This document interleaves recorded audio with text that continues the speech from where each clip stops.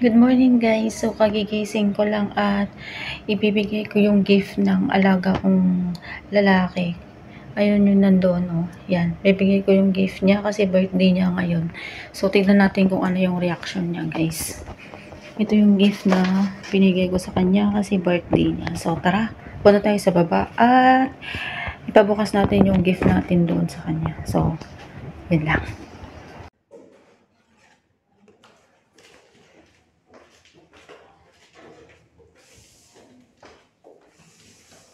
Hey! Happy birthday! Good morning! Happy birthday! You open na! Huh? You open! Oh, what is that? What is